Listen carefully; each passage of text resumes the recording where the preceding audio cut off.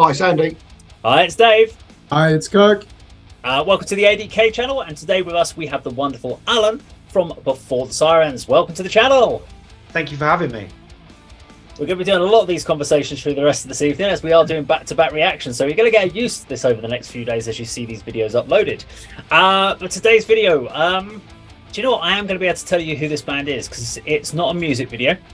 And it's going to come up with the album on the screen anyway, and it tells you who the band is, so I might as well tell you in advance.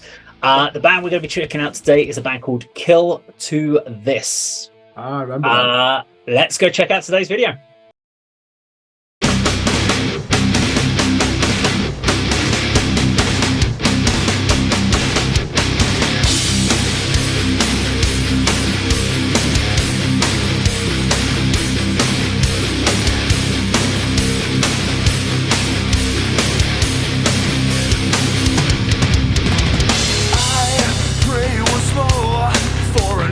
Flood, cleanse this world, drown in heaven's blood.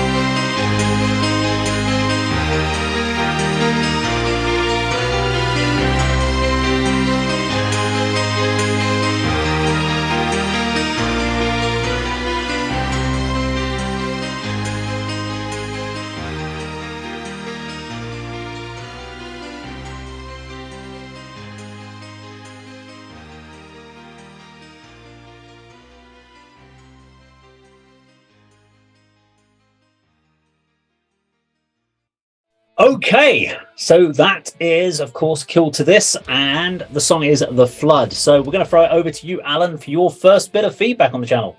Okay, thank you. There was an awful lot going on in there. I mean, the first thing it struck me with was, and I don't know what year that was released, but I'm assuming it was in the 90s, because it sounded like an amalgamation of so many 90s bands that I certainly loved in the sort of late 90s, early 2000s, somewhere around there. 98, I think. Yeah, so as he started singing in the verse, you could have fooled me. It was the vocalist from 3 Days Grace, if you guys have ever heard of them. Okay, yeah. And I really thought, like it was a very, very similar vocal tone. The guitars were really just sort of open and aggressive, but there were obvious influences of Pantera in there. That was clear to me. It was like a squeal fest at times. It was a real kind of Dimebag, kind of trashy approach to the guitars. But obviously, off the back of that, one of the parts of it really sort of rang with me, like from the sort of Soil days, with their original vocalist, because that was kind of thrown in there as well. The outro, if you want to call it, the sort of the latter part of the song really caught me by surprise. It was almost like Pantera and November Rain had some sort of weird baby. It was, but I really liked it. I find it really odd that I hadn't heard that song before, because I listened to a lot of sort of 90s nu metal, kind of that sort of era playlists, just like in the car or whatever, and I would have expected that sort of thing to be on there, because that's smack bang in the middle of that sort of genre and that sort of style that was really prominent around then. But I really liked it. I thought it was really cool. The guy had a really great voice. The production was good. The drums sounded great. And yeah, as I say, there's a lot of stuff in there that I could relate to from bands I really followed when I was younger. Okay, cool. Andy, what do you reckon? Certainly a band I've heard, and certainly know the name, but I've never heard any of their stuff. And I even sort of recognise that song title and the sort of imagery that was on the screen there. When it started, I thought something this low tune has got to have a really sort of dirty, growly vocals, and I'm a little bit disappointed for the verse vocals, but he did sort of step it up a notch for the sort of pre-chorus and the chorus. I did like the vocals there. I mean, there's a lot to like, and I did really enjoy it. The riff in the mid-section was really good. The spoken word sample, I thought was going to continue and be used a bit more. There's just almost just a couple of words. I thought they were going to sort of go somewhere with this, just sort of break the song up a bit. And like you, Alan, I really enjoyed the sort of, I'll write down the outro as well, sort of the last 25% of the song almost. Different sort of an alternative style of playing and singing, and that's quite memorable. So yeah, I enjoyed that. Okay, so I'll give a little bit of feedback before I hand over to Kirk. So I'm not surprised you liked the chorus vocals, as the bit where it goes flood is actually Barney Greenway doing it. Yeah, so he was a guest vocalist, so he did guest vocals on the chorus. So I was quite, I'm not surprised that you actually enjoyed that part, the vocal growl. This came out around 98. I could be wrong on the exact date, but I believe it was around 98. This was their kind of breakout album. Drums were performed by Jeff Singer from My Dying Bride. Performed the drums on this. And what was weird was he performed the drums on the albums, but was not an actual touring member. He just came in, recorded the album, and then they brought a new drummer in who played on that, who played the tour for that album. And then when they got ready for another album, they kicked that drummer out, and then Jeff came in and recorded the next album's drums. And then they got another drummer in for touring again. It's a really weird thing in Kill to This. You could do a whole movie about the membership of the different people that came in and out of it. But really solid track. A lot of the stuff is very similar to what came on this album, the rest of this album, and of course the next album, Trinity. I really liked it. And it was one of the big bands that I kind of got to meet, hang out with the band at Camden Underworld when they played there. Along with bands called like Vacant Stare and a few of the other ones of the big kind of UK new metal scene. So everything new metal was all the big American bands, and they were like the kind of forefront of the new metal scene within the UK. So yeah, great band to check out. Kirk. Yeah, British metal is under siege in this era, isn't it? Has this song aged well? Maybe not. Let's have a look at it in terms of as a mainstream pop culture concern. The late 90s, certainly in England, nothing was going to get coverage in NME or Melody Maker, was it? Kerrang was too busy with pop punk and alternative rock. So this is quite aggressive. First came across this band, I went to see Nine Inch Nails in 1999 on the Fragile tour, and I was only 16. I remember my friend buying a Kill to This t-shirt, and someone giving him a high five and saying Stockport's finest. For some reason, I still never listened to them.